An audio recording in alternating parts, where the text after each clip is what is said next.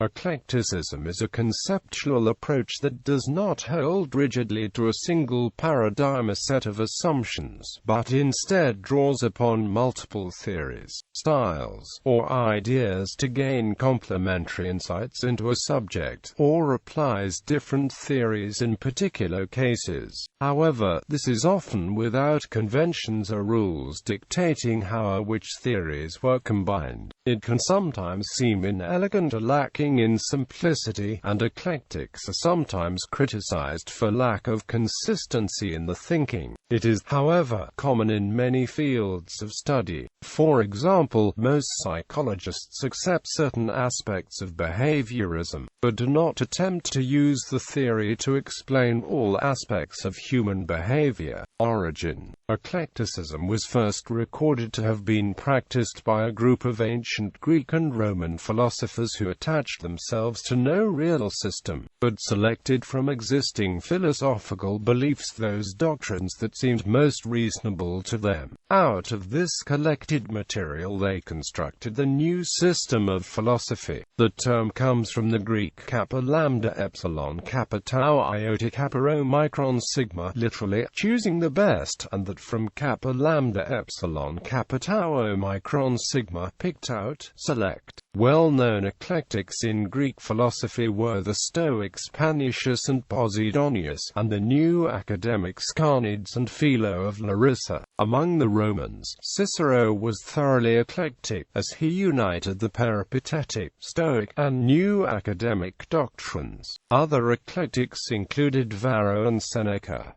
Architecture and art. The term eclecticism is used to describe the combination, in a single work, of elements from different historical styles, chiefly in architecture and, by implication, in the fine and decorative arts. The term is sometimes also loosely applied to the general stylistic variety of 19th-century architecture after neoclassicism, although the revivals of styles in that period have, since the 1970s, generally been referred to as aspects of historicism. Eclecticism plays an important role in critical discussions and evaluations but is somehow distant from the actual forms of the artifacts to which it is applied, and its meaning is thus rather indistinct. The simplest definition of the term, that every work of art represents the combination of a variety of influences, is so basic as to be of little use.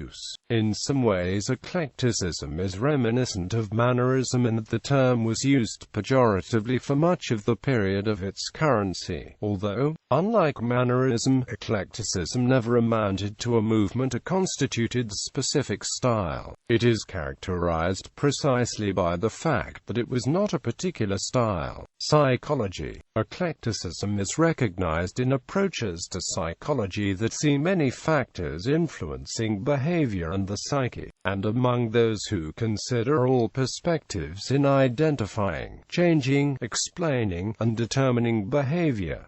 Martial arts. Some martial arts can be described as eclectic in the sense that they borrow techniques from a wide variety of other martial arts. Philology. In textual criticism, eclecticism is the practice of examining a wide number of text witnesses and selecting the variant that seems best. The result of the process is a text with readings drawn from many witnesses. In a purely eclectic approach, no single witness is theoretically favored. Instead, the critic forms opinions about individual witnesses, relying on both external and internal evidence.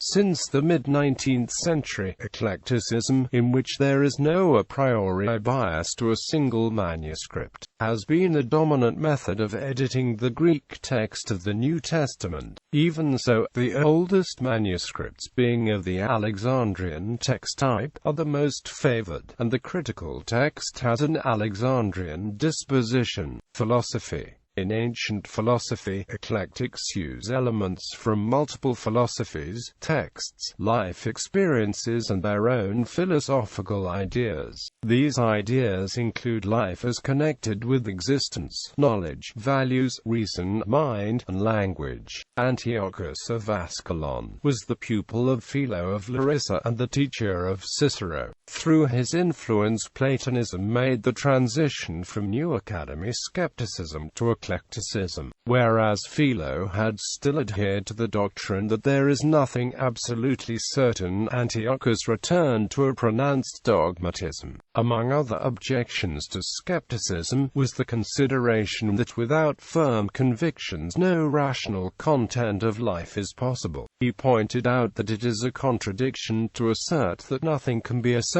to prove that nothing can be proved, that we cannot speak out false ideas and at the same time deny the distinction between false and true. He expounded the academic, peripatetic, and Stoic systems in such a way as to show that these three schools deviate from one another only in minor points. He himself was chiefly interested in ethics, in which he tried to find a middle way between Zeno, Aristotle, and Plato. For instance, he said that virtue suffices for happiness, but for the highest grade of happiness bodily and external goods are necessary as well. This eclectic tendency was favored by the lack of dogmatic works by Plato. Middle Platonism was promoted by the necessity of considering the main theories of the post-Platonic schools of philosophy, such as the Aristotelian logic and the Stoic psychology and ethics. On the one hand, the Middle Platonists were engaged, like the later Peripatetics, in scholarly activities such as the exposition of Plato's doctrines, and the explanation of his dialogues. On the other hand, they attempted to develop the Platonic theories systematically, insofar as it was subject in this to the influence of Neo-Pythagoreanism. It was of considerable importance in preparing the way for Neoplatonism. In modern philosophy, Victor Cousin was the founder of eclectic spiritualism.